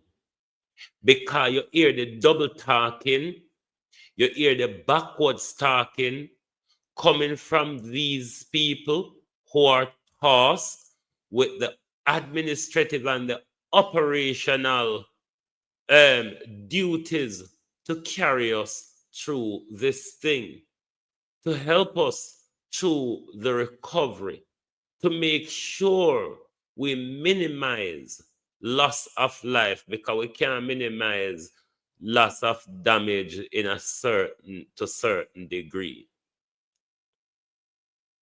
The priority is to minimize loss of lives.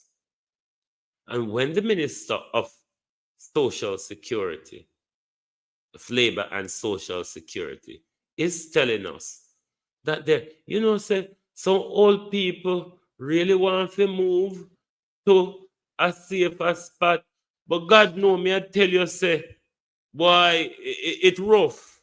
It rough because we don't know how to move them. For whatever reason, we don't really know how to move them. So that is my priority right now. What we are going to do is what the minister is saying when the storm is at the southern belt of the country. When these mandatory evacuation orders should have been enforced from Saturday, at least, because that's when they first spoke to us about it in their press briefing. A Saturday. Look, listen. That we're already having challenges. Yes, The because phone line. we're having St. Elizabeth, Clarendon. power issues as well. So with GPS and cable, so it's a combination of factors.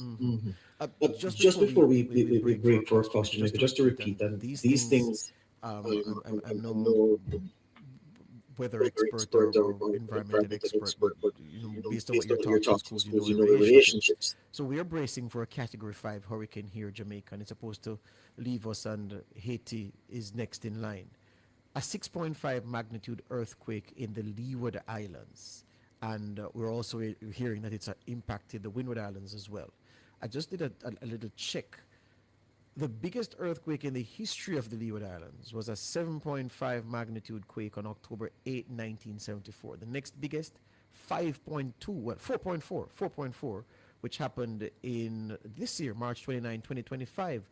So this 6.5, if it is accurate, will be the second biggest earthquake in the history of the Leeward Islands. The Leeward Islands include Antigua and Barbuda, Anguilla, British Virgin Islands, Guadeloupe, Saba, St. Kitts and Nevis, Montserrat, USVI, US Virgin Islands, St. Martin, and St. Eustatius. The Windward Islands, Dominica, Martinique, St. Lucia, St. Vincent and the Grenadines, Grenada, Barbados, and TNT. Of course, we know about the Windwards and the Leewards from cricket, regional cricket, when those group of islands, the smaller ones, come together to field teams. But it is significant that we have this event in that part of the Caribbean. Leeward Islands, Windward Islands, 6.5 earthquake, one of the biggest on record in that side of the Caribbean, while Jamaica is preparing to be hit by a Category 5 hurricane. Must be related. Let's take the break and come back.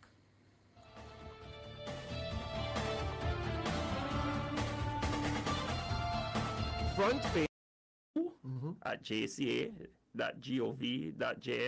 or you can call 876-922-5140 to 8, extension 2523, 2524, 2522, or 2523. All right, stick up and give me the website again. RRU at jca.gov.jm. Yes. So, and the numbers? And the numbers again are 922-518-5140 to 8, or extensions 525, 2522, 2523, and 2524. Randy, me not tell no lie. My head pain me last night all night. With the issue of people saying, so I can bring in them duty free. All right, watch the style. I'm gonna bring in some things for sell and tell them, say, I'm a house, I'm gonna put them in. How you deal with that? Well, you see, this is one of the challenges that we have, because we have to take, if somebody says to us that we are bringing in these things and we are bringing in them for our personal things, that we have them for our personal use.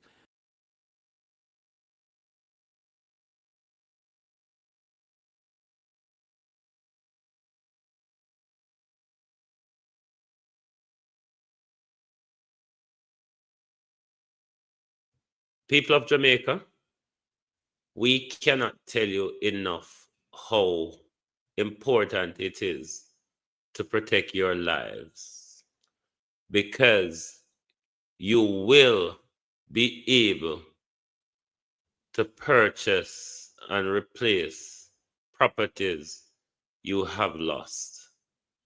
Certainly, what you will not be able to replace is lost lives.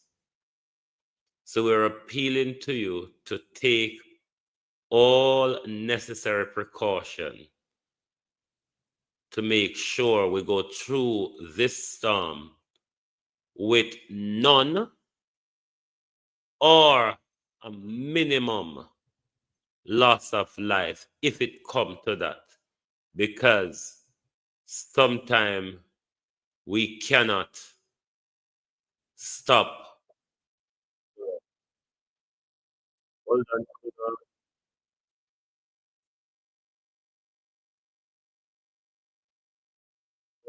Sorry. Something moved on. Let me see what I'm going here, so. Oh, this advert.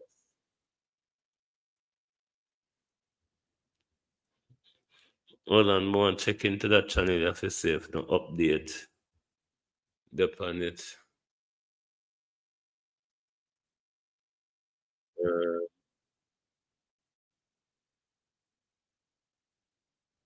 No, them not really have no update. Is the same imagery from the hurricane center with everybody a stream. We notice oops, Can you hear me? The audio is telling me that it's... You can hear me, can't you? But Jamaica people, we have to protect ourselves. What we are hearing from the government at the moment, it don't sound promising. It don't sound... The government, them sound like them take it serious. We don't know if a serious, them take it, or a true, them know to say, them have the country in a state of unpreparedness. And because of the force of the storm and the unpreparedness of the country with its weakened infrastructure, we are going to be hard hit, and we are going to possibly endure a long and difficult recovery. Make me want someone in the diaspora where election turn where we people them at home upside down where they make sure on a clear place in on the purse, because as storm over, our purse will have to be kicked into gear straight away. Whether you want to or not, it will just have to kick into gear. So we have to prepare to pick up our pieces on this side of the coin, as we always do. But everyone must prepare, because it is, as projected, something we've never experienced before in Jamaica. A lot of us who have gone to Gilbert, Ivan, and the recent burial. And we are told that this is going to be worse than all of them. So we must make sure that we protect ourselves and we come out of this on the worse side. But of course, as a country, we have to keep an eye on government, and we have to be concerned of the actions of government in relation to the preparedness and the recovery. And for Pernell Charles, who is tasked with the responsibility of looking after the elderly, Social Security Minister.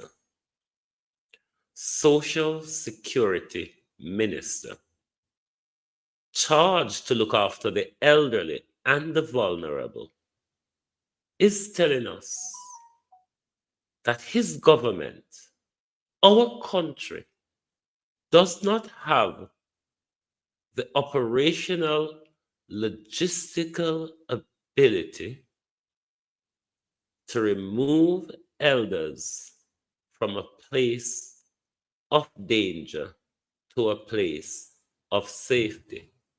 What can go so? The government waited until the 9th hour to issue a mandatory evacuation order.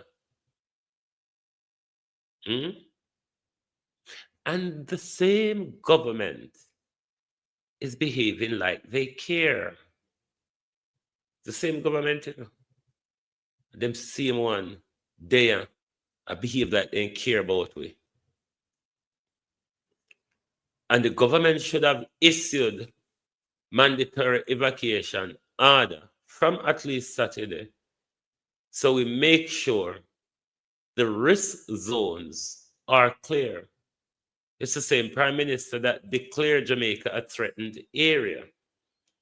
It's the same prime minister in no time will declare Jamaica as a zone of disaster,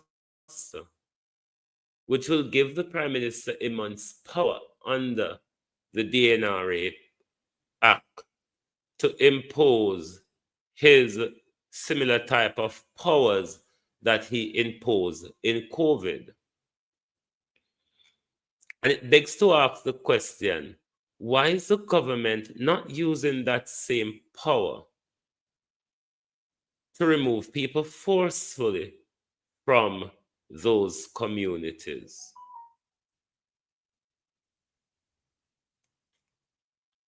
Why does the government not use the military? Or maybe Colonel Charles doesn't know that that is a part of the whole emergency protocol invoked under the DNRA. That the government can use the resources and the operational tools to carry out the necessary work required, such as if you have difficulty, if we have elders who are wheelchair based, if we have elders who are bedbound, then it is the job of the emergency services to carry out such evacuation. As to why the government does not know that, one, it is their job, and two, they can do it using all available resources, meaning the army, the fire service, the 1.5 ambulance that we have. Anything, even if we have to airlift them. We have JDF ambulances, we have air ambulances, eh? So, what's the problem, Colonel Charles? I don't think they're bolted down, are they? And I mean, even if those elders are bolted down, Colonel Charles, me know every bolt, me know they can unbolt. Every bolt out the Colonel Charles can be undone. Every toto one can be undone, but not for Pernell Charles. Not if you're foolish like the Charles them. You won't be able to remove. Similarly, Desmond McKenzie come quarrel with we yesterday. Say he will go down pan with knee, go beg for move. What is it the kind of money not there for gain out of the NRA this time? Why it is that them now step up them law enforcement because them not supposed to complain. When ADPEM and the police go to the community and give the order, not instruction, order to evacuate, you only have two choices: to the evacuation center or to the police station. Sorry. Those are your two choices. It's not hard. It is not hard. Who do you think they want to get arrested during a hurricane? So sometimes the government is pussyfooting about with the people.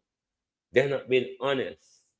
They're acting, and this is why I think they are so somber and emotional in public, because they know they're acting like they care and they couldn't give a toss because they are protected from the damages that a lot of us will endure. They are protected from that. So we Jamaicans have to look after ourselves. We cannot afford to come out on the bad side. Something that tomorrow morning, Wednesday morning. We really cannot afford that. So, and as we said to Jamaica, keep in touch with us as much as you can. And as soon as it's all over, I want to get back online. But we are hoping on our side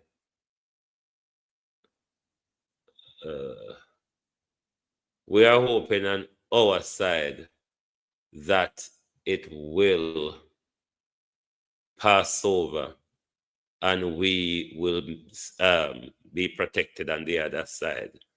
But we have to, before, take the necessary precaution in order to minimize that.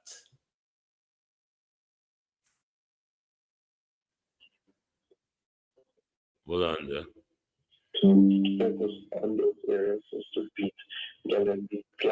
I don't think when I hear that. Let me quickly. Hold on. So that has been our focus. What time is the bus coming? For those listening to us, Minister, what should they look out for the buses?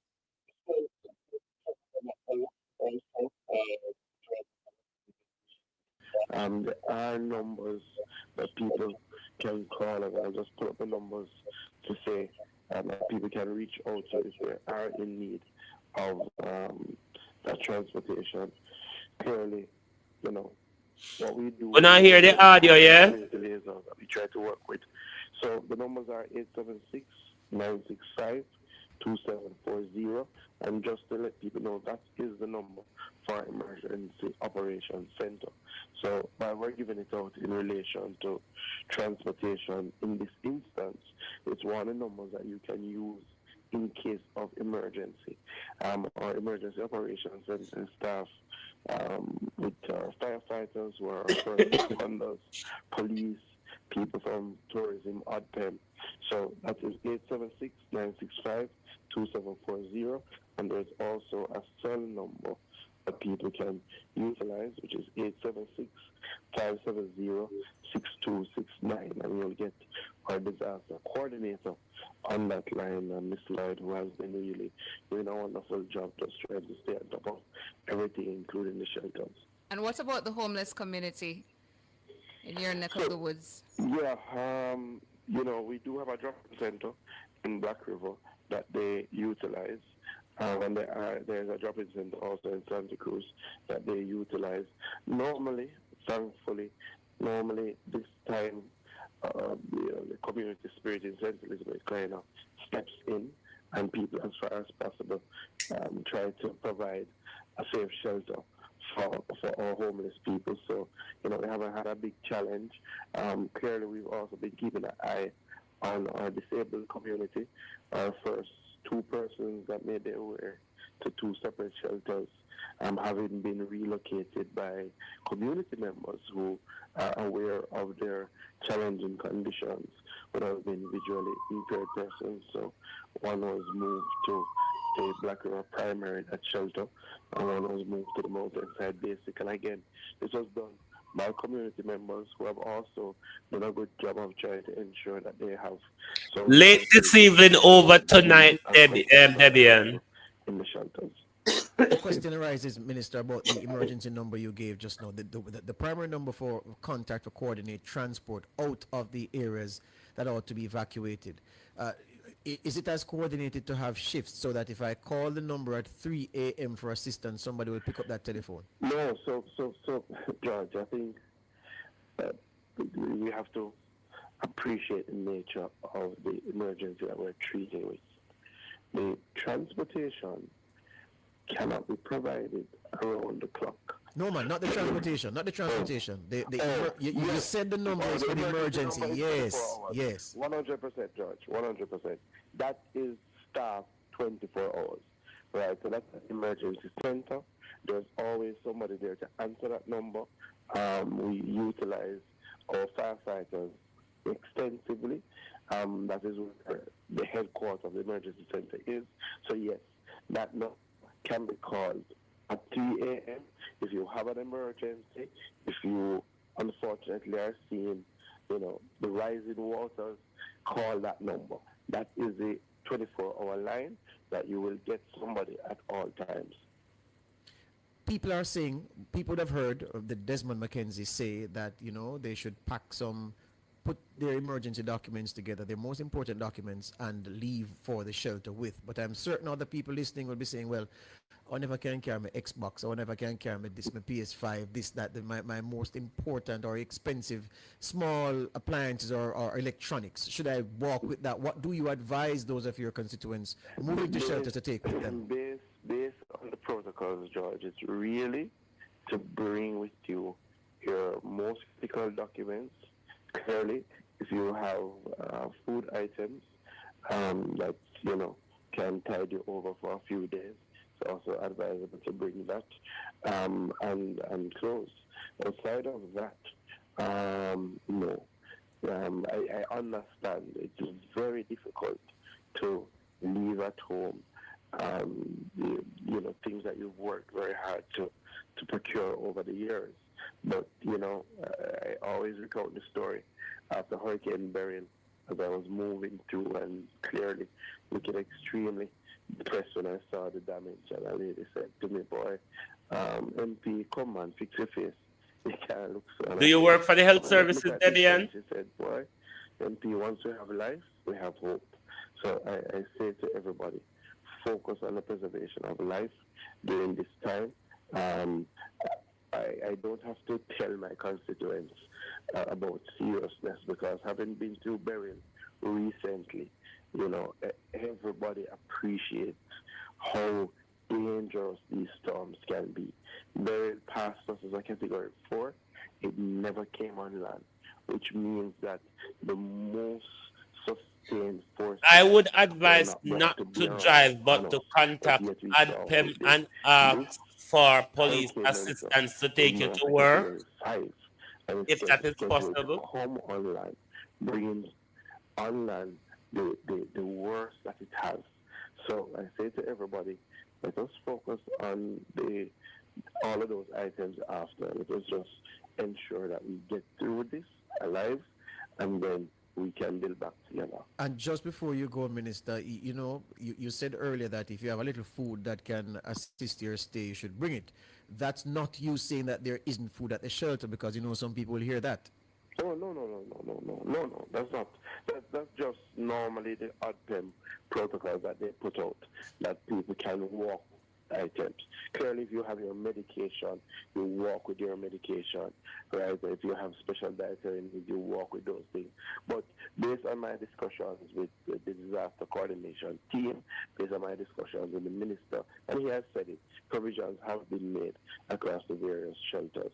And clearly, as we activate more shelters, as people go out, provisions will be made. So we're not saying that.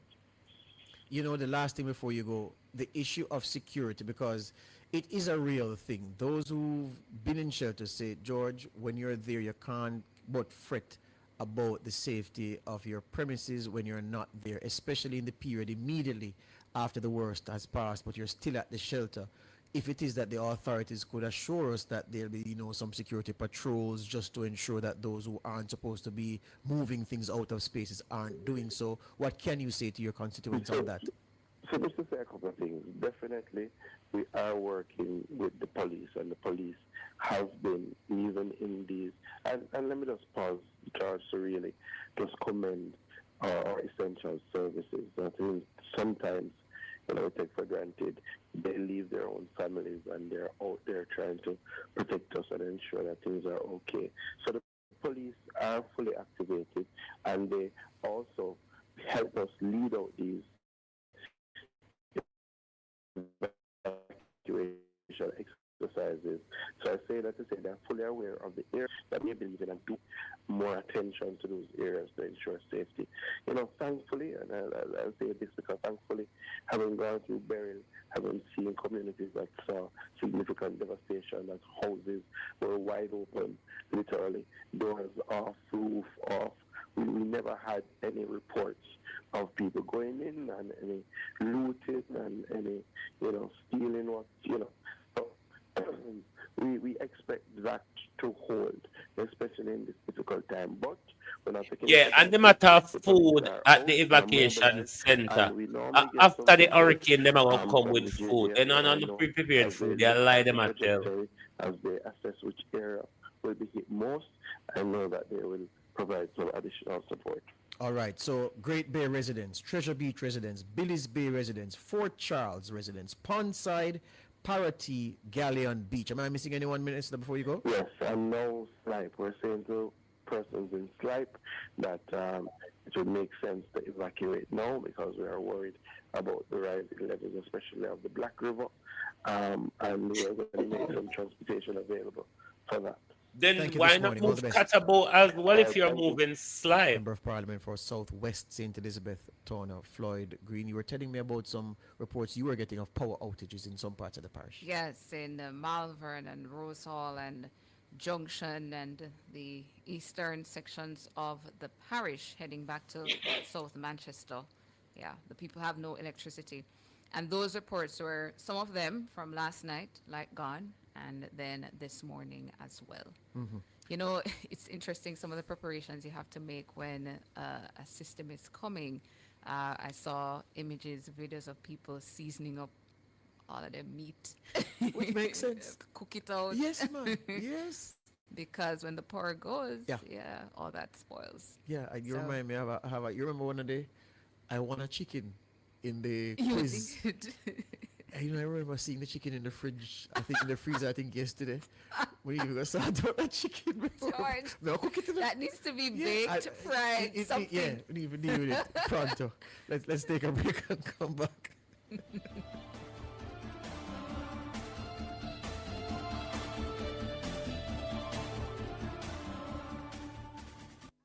Grace is giving shoppers discounts on over 20 of your favorite Grace products when you cash out at participating supermarkets. The time by Grace Good Move is 8:44. This is Deposit Insurance in a minute.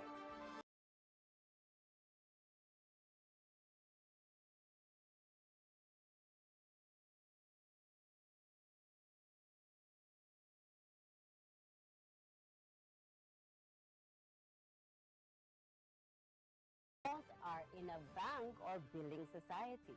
Me hear a little bit more reassurance. And because I'm an MP, me I take up for him. But Flat Green talking kind of more reassuring way than Pernell Charles, which is tasked to look after the elderly, but doesn't have the ability to protect them. And Jamaicans should find this worrying. I find it very worrying that elders will be left to perish in a hurricane because the government don't have the ability. And then Pernell Charles, I go see a politics where play. And after them, I go say, a politics where use a tragedy to play politics. But when the minister before the tragedy falls, when the minister come to us before the tragedy falls and tell you that my hands are tied, I'm not able to protect the vulnerable in my area, what should we say then? Crystal Lee has done nothing in my constituency, no plans. See there? Well, Flat Green was on the south coast this morning. Give a bit of props to him because him down there doing work. I try to remove people off of the south coast with the police. As opposed to Pernell Charles, will tell we say him don't have a way of removing elderlies to safety. This is alarming. Call it played politics, whatever you want to call it, but it is alarming when the government is coming to us to tell us that they lack the capacity to care for the elderlies. What they want with us then? We can't say less than the government don't care, because they are not showing anything of care for the people of Jamaica at the moment. The most vulnerable amongst us.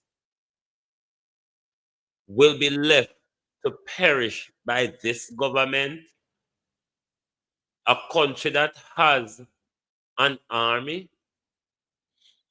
a country that we see the government use a lot of our taxpayer money to increase the militarization in the country. And then this same government is telling us that we can't move elders out of danger.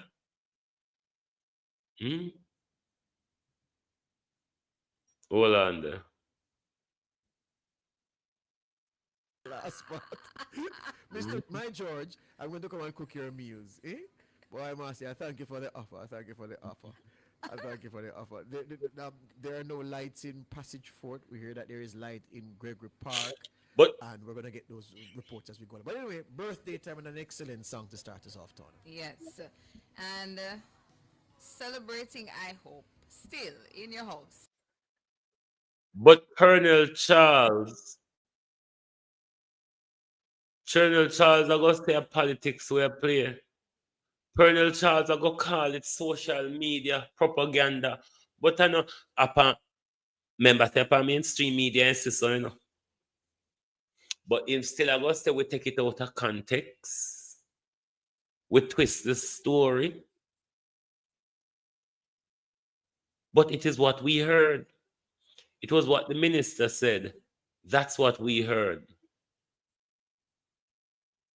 They lack the logistical ability to remove elders to safety.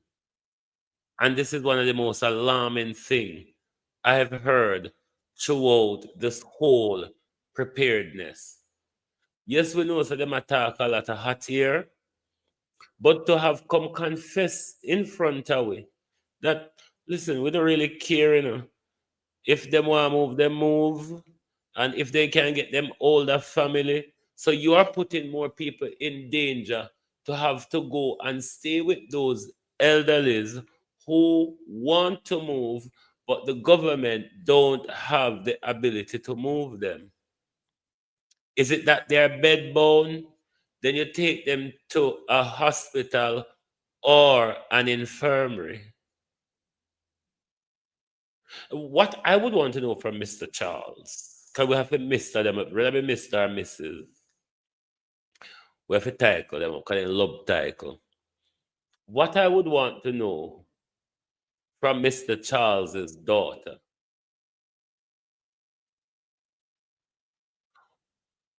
what would be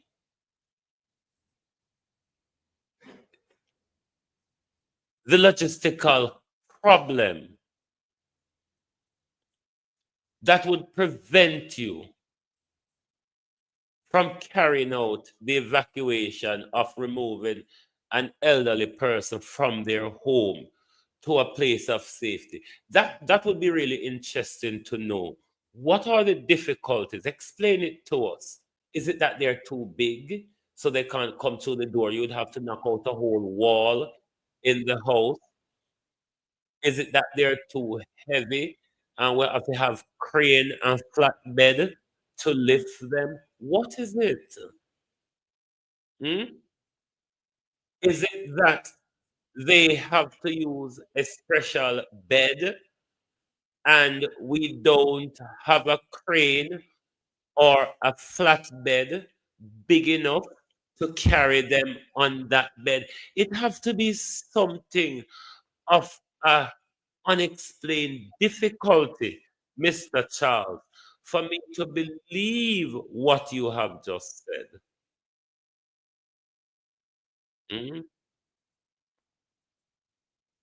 I don't understand it. And somebody probably need to ask Colonel Charles to explain what he means. This is alarm in Jamaica. Me don't know about Uno, but me find it alarming and me find it very frightening because if these elders should be harmed, or should lose their life in the hurricane. Who else can we blame other than the government, who lacks the ability to assist them? Hmm? Other than the government who lack the ability to assist them, who do we blame? Hmm?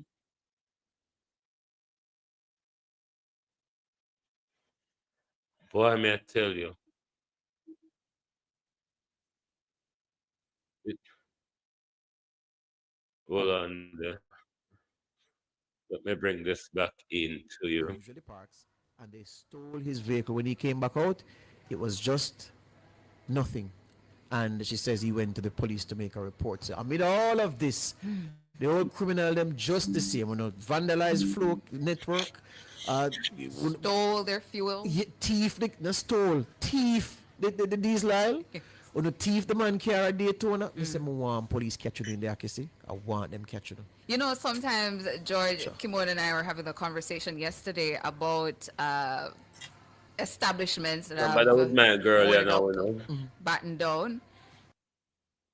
And we're saying it's not just about Jamaica people, may I go take a rest and lay with Rusty for when Rusty come on later on. Because the closer this time get to Jamaica, Rusty I go come on, come stream.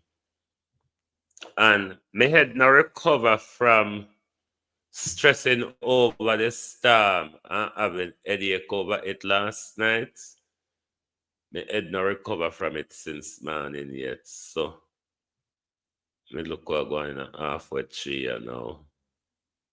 That's halfway tree at the moment. But me gonna fix up one link put out where you will see out there float. And me gonna take some rest for when Rusty come on, because the closer the eye get to Jamaica, Rusty gonna start him live streaming. So we can get more up-to-date information as things go along. So just keep your eye on Global TV. You'll see the different links of our channel, Global TV Group, Universal TV Group, and Universal Media TV. So keep your eye. I think I'm going to change Universal Media Group. I'm going to change the group to something else. So, because everything comes under the Global TV Group. So I only want to have one group within it all. So thank you all, everybody. I'm going to get some rest, and then I will keep an eye on everything that's going on, and I'll jump on as and when it is necessary. We're not really working to schedule during this time. We will pop up spontaneously as required. So keep your eye on Global TV and join us when we come back later. So thank you very much for being here with us this morning. We wish Jamaica safe. We wish all our family and friends on our island safe. And we hope that we get through this on the better side of things. Thank you very much. Good morning, good afternoon, and be safe, Jamaica. Oh, thy peace, God of my salvation, because the mouth of the sinful and wicked is open. Rastafari.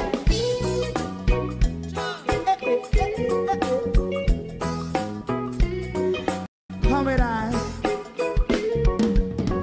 Rastaman throw one stone, and it pick a bad feeling to all wicked men. That's a people day. Make a man throw one stone, and it bring a bad feeling to all wicked men. Only when man like Marcus Garvey speak, wicked men would I hear. Hear now hear.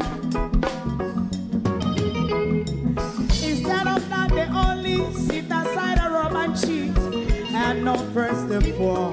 Make up what I sing to you. Big man throw and stone, and they bring a bad feeling to all wicked men. Oh, what a black big man throw and stone, and they bring a bad feeling to all wicked men. So, my favorite part, if Rasta make a progressive move, wicked men are red.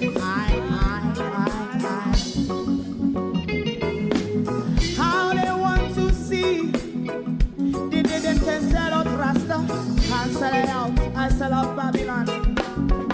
They give man show and stone, and they bring a bad feeling to all wicked men.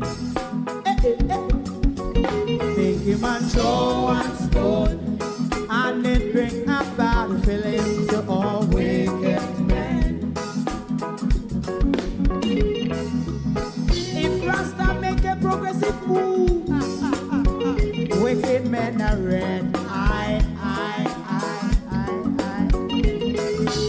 How they want to see, they didn't can sell out Rasta, I sell out, I sell out Babylon. Just talk on the Friday. Give a show and stone, and they bring a bad feeling to all wicked men. Oh, what a black big man throw and stone, and they bring a bad feeling to all wicked men.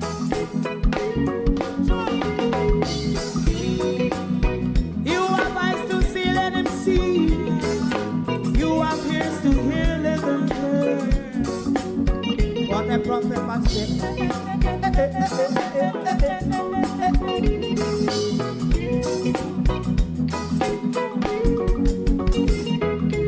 President Mandela was in prison for 20 odd years. And he leave from the prison and take the seat of the president. Stone one, big man show and stone, and it bring a bad feeling to all wicked men. Oh, what a black big man show and stone, and it bring a bad feeling to all wicked men. Rasta man show and stone, and it bring a bad feeling to all wicked men.